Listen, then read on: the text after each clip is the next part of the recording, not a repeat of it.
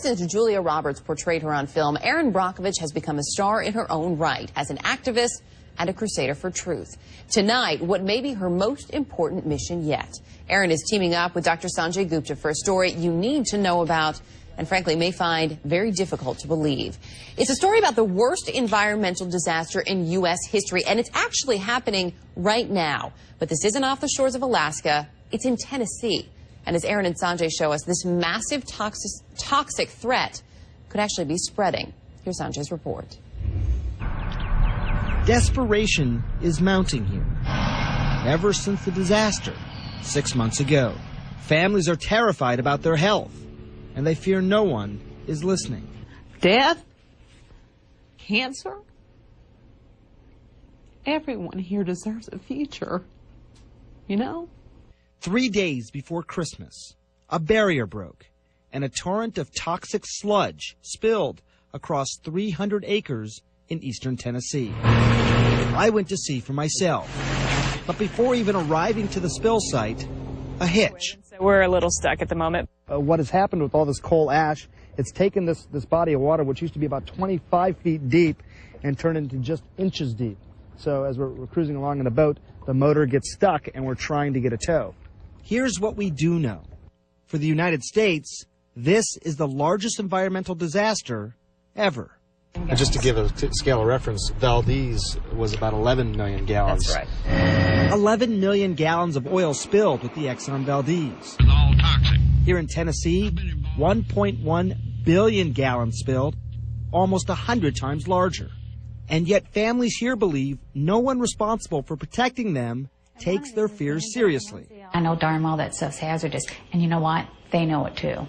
But I guarantee you, if any of those people lived here, they would be totally freaking out just like the rest of us. Community members blamed the Tennessee Valley Authority, the TVA, and they brought in environmental activist Erin Brockovich to help. She successfully sued a big utility in California in the 1990s. The thing that just blew my mind was there was a lake there. It's gone. I kept saying, where's the lake? It's gone. It is mud. It looks like a moonscape. It looks like Mars. To produce power, the Tennessee Valley Authority, the TVA, burns tons of coal every day. That produces ash. There's no safe way to dispose of it, so the TVA mixes it with water and stores it in vast retention ponds that are not supposed to break. TVA maintains that we did daily inspections and quarterly inspections and did constant monitoring. This was not expected at all. But, keeping them honest, we found TVA inspection reports that detail, quote, visible evidence of water seeping out of TVA's coal dam and small blowouts for years before this spill. Engineering and geology experts we spoke with say all the signs for imminent danger were there. So we finally made our way here by boat, and what I'm about to show you is the largest industrial spill in U.S. history. Take a look over here. That is all coal ash. What has been remarkable to us, if you talk to the Tennessee Valley Authority and the EPA, they say they've tested the water, they've tested the air, they say it is safe. But as we investigated and talked to the citizens of this community, we're hearing a different story. We're hearing stories of bloody noses, asthma, headaches. People here say they are choking on ash. The Hamptons live less than a mile away from the spill. Here's what they see. A daughter who's constantly complaining of headaches that she didn't used to have before. Joshua, he was having upper respiratory situations. Noah, drainage out of the eyes, the nose, the chronic cough. He was having ear infections, and they were so bad, the doctor said they looked like grapes in his ears. He's never had this before. Never.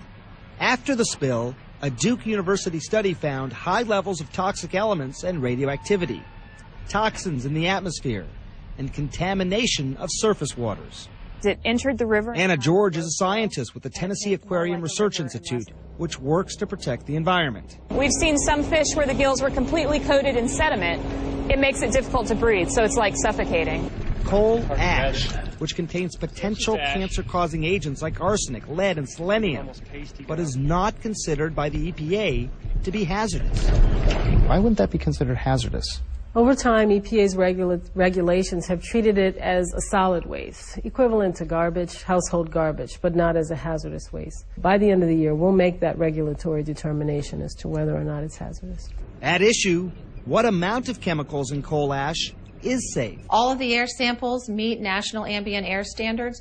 All of the water, including the private wells in the area, all of the raw water intakes and the treated water meet the state and federal standards for drinking water. We have to convince someone that inhaling cancer-causing chemicals is bad for you.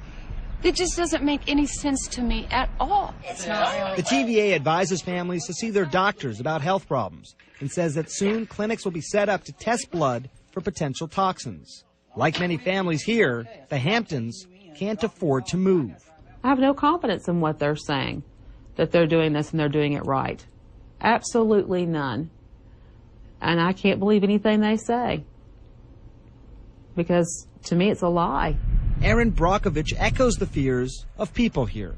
Somebody has to protect these people because they're going to find out 10 years too late. It will be the, oh, oops moment. I do have cancer. I am sick. And then there will be no recourse for them. That's not fair and that's not right. Dr. Sanjay Gupta, CNN, Kingston, Tennessee. Last month, a consultant found several reasons why the pond collapsed, including the height of the pile, the high water content of the ash, and the construction of the sloping dikes. The Tennessee Valley Authority has accepted that report. Also last month, the federal government released a list of 44 coal ash dumps around the country, now classified as high hazard.